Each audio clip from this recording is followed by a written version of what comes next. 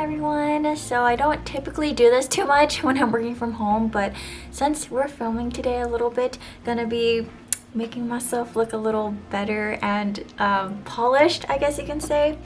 There is this brand that I'm trying today. It's called a Rose Ink. Please focus, there you go. And this is a skin enhancer, and when I tried a sample of this, it was really interesting because it's in a serum and there are these microbeads that kind of just disperse as you incorporate it into your skin. And this is a clean at Sephora product, which is pretty sweet. It's a program at Sephora where if there's this green check mark on it, that means that the product doesn't contain these certain harmful chemicals in the product. And you must be thinking that's amazing, and I couldn't agree more.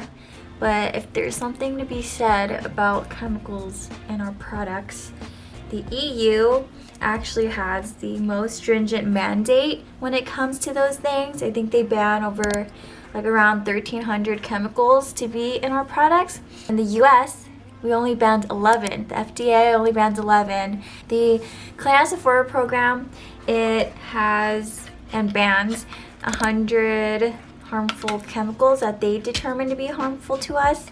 There is another retail brand I have to introduce you to. The foundation that I typically use, the Ilia. This is actually present at a retailer, not just at Sephora, but also at this other one called Credo Beauty. Credo does ban around 2,700 ingredients and harmful chemicals from all their products. And so if you're looking for a retailer that sells makeup and that's, you know, trying to really look out for the best of our interests, then I recommend for you to shop at Credo. Here's a final look. Very simple, right? So before I get into my day just a little bit more, I just wanted to describe what it is that I do and the role that I play. And so in my previous day in the life, I was a sustainability analyst, and there it was a lot about data and doing a lot of technical work, a lot of reporting. But in this current role that I have, I'm doing more managerial stuff in sustainability. And so it's a little bit different because the way that our company functions is that you have this corporate team that does those technical analyses and helps to set goals for the company. But then in order to achieve those goals, they present it to its different business units. And in this case, I'm in the consumer products unit. And now it's up to my team to really figure out, okay, here are the goals that corporate set. How are we gonna track it? So there's all these different questions of actually doing more of the implementation in a program. And so with that, some items on the list today. Since it's 8 in the morning, you know, you gotta check your email, respond to everyone, just let everyone know you're alive and well and that you hear them. And so after doing that, there's some items that I need to do regarding the survey that I created and doing some of that analysis work. But then also a big portion of my day is gonna be dedicated to trying to figure out how our company should tell the story in terms of the material goals that we have.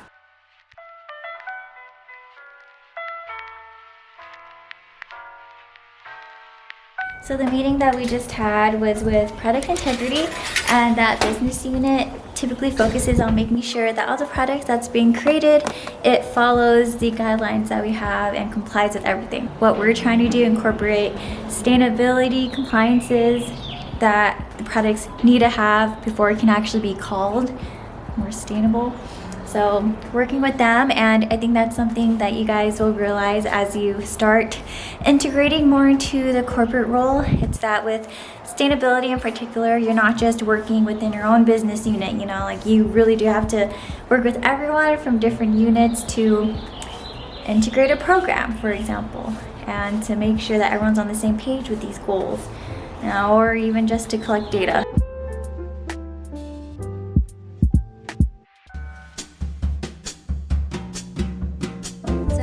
Once a day, I try to find some time to stretch, and I like to stretch out my lower back And then also my hip flexors, because you know your girl's gonna have a baby at some point in life, and especially as women, we want that area to be good to go.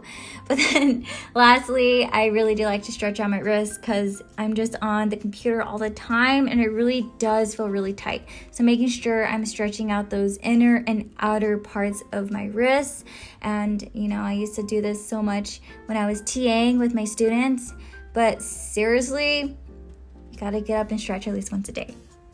So, a website that I've been using a lot in my current and previous role is Smartsheets, and in the past I've been using it for project management, but in this case I'll be showing you what I've been doing in terms of using Smartsheets to create surveys. And so you can see in this very basic sample example that it kind of asks for your favorite toy, and what's really great about it is that you're able to include certain logic protocols when it comes to when you answer a question, then this next one appears.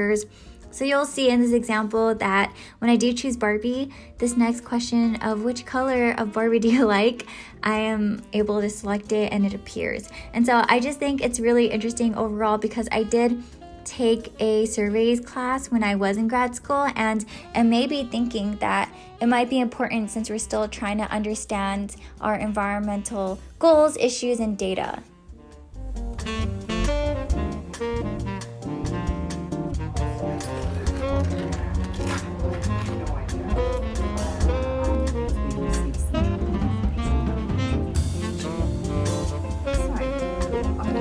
So right now I'm going to be working on trying to figure out how my company should communicate and tell its story on its material goals. And the reason why this is important is because right now in my company, we're trying to build this infrastructure to gather the data that we need in order to tell the story that we want to tell. And in order to figure out which data points we need, we have to figure out, you know, what we want to tell. And so I'm going to be exploring other companies' sustainability reports and seeing how it is that they report on their material goals. And if you're not quite sure what material goals mean, that pretty much means the actual, you know, things that go into making a product.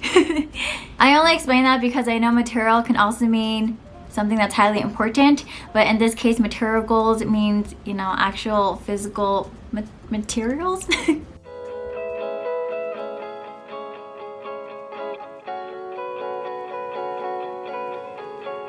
After about an hour or two looking at other people's reports, I'm such a noob. I should have looked at what types of frameworks we were using because I was getting so caught up about the digital graphics and the data graphics that I'd want to pitch to my boss to put in. But then obviously there are different frameworks out there that relate to sustainability, and the first thing that should have came to my mind is that, oh, which frameworks is my company using?